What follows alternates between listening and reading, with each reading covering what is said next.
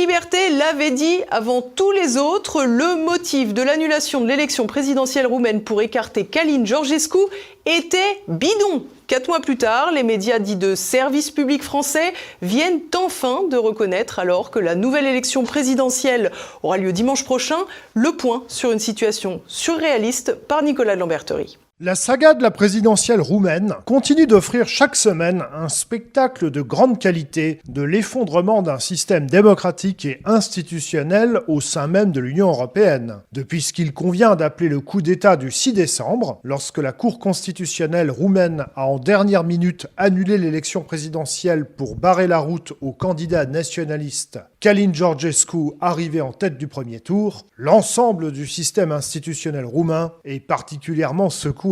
Depuis lors, un nouveau gouvernement a été mis en place par un président illégitime et de nouvelles présidentielles auront lieu dans moins d'une semaine, non sans que le favori du scrutin, Călin Georgescu, ait été préalablement interdit de se présenter à l'élection. La semaine dernière, toutefois, une cour d'appel de province a annulé le jugement de la Cour constitutionnelle et demandé la remise en place du second tour qui aurait dû avoir lieu en décembre 2024, avant que la Cour de cassation n'annule ce jugement de la Cour d'appel dans la foulée, le tout créant une zizanie et un désordre sans précédent dans ce pays depuis la liquidation du couple Ceausescu. Sur les 2 millions de Roumains qui, en novembre dernier, avaient voté Călin Georgescu et qui se sont donc évidemment sentis par la suite lésés dans leurs droits démocratiques au moment de l'annulation du second tour, il y en a un certain nombre qui ont porté plainte contre la décision d'annulation à diverses cours d'appel, probablement à toutes les cours d'appel de Roumanie, qui en comptent autant que de départements. Et donc ce qui s'est passé la semaine dernière, c'est que dans un département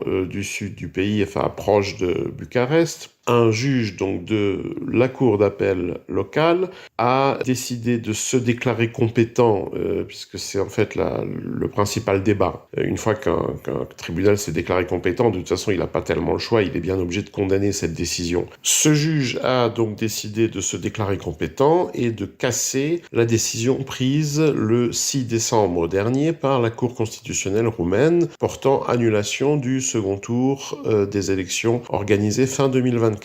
Ce qui lui a d'ailleurs entre-temps déjà attiré l'ouverture d'une procédure disciplinaire. Et effectivement, à partir du moment où une telle cour d'appel casse une décision de la Cour constitutionnelle, juridiquement, on peut considérer que c'est une sorte de sécession. C'est donc un peu la situation de l'Église catholique à l'époque où elle a eu 2 papes qui s'excommuniaient l'un l'autre. Autre élément à noter, plus de 4 mois après que TV Liberté ait été le tout premier média francophone à l'évoquer, les médias de service public français viennent enfin d'avouer la supercherie que constituait l'annulation de l'élection présidentielle roumaine de 2024, en reconnaissant que les fameux comptes TikTok ayant soutenu la candidature de Georgescu n'étaient pas financés par la Russie, mais par le parti du président sortant, le PNL, dans le but de diviser les suffrages des candidats dits souverainistes et de donner une chance aux candidats du PNL de figurer au second tour de l'élection.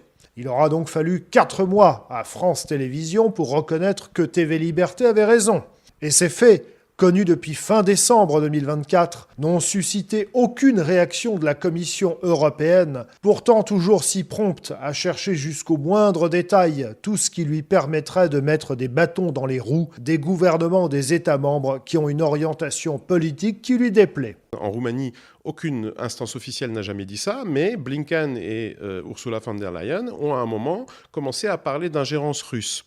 Bien. Et sur ces entrefaits, nouveau retournement de situation, un contrôle du fisc roumain fait apparaître 2 jours avant Noël que les fameux comptes TikTok auraient été financés par des gens en rapport avec le parti du président sortant, Klaus Iohannis. Il est devenu, on va dire au moins vraisemblable, que la fameuse ingérence russe n'avait en réalité rien à voir avec la Russie, mais tout à voir avec des coups bas internes de la politique roumaine. En ce qui concerne le scrutin putschiste de 2025, dont le premier tour est censé avoir lieu ce dimanche 4 mai, pour le moment, le nationaliste George Simeon, qui remplace donc Călin Georgescu, est en tête des sondages et devrait avoir de bonnes chances d'accéder au second tour, même s'il est bien loin des intentions de vote qui étaient accordées à Georgescu et que ses chances de victoire au second tour sont beaucoup plus modestes. L'accession à l'autre place du second tour pourrait se disputer entre les candidats euromondialistes Nicoșur Dan, le maire de Bucarest, et Crin Antonescu, le candidat de la coalition gouvernementale. Dan semble avoir toutefois beaucoup plus de chances qu'Antonescu. Mais une surprise pourrait encore venir de Victor Ponta, ancien Premier ministre, parfois qualifié de souverainiste de gauche, et qui semble avoir quelques bonnes relations avec l'actuelle équipe gouvernementale en place à Washington. Quant à la finaliste euromondialiste de l'élection de 2024, Elena Lasconi, qui avait elle aussi créé la surprise en figurant au second tour devant les candidats du Parti social-démocrate et du PNL, elle a été officiellement abandonnée par son parti, l'USR, et se retrouve désormais fortement distancée dans les intentions de vote. Il reste moins d'une semaine avant le premier tour de l'élection présidentielle roumaine rejouée, à moins que d'ici là, d'autres tremblements de terre ne secouent encore le paysage institutionnel roumain déjà bien dévasté.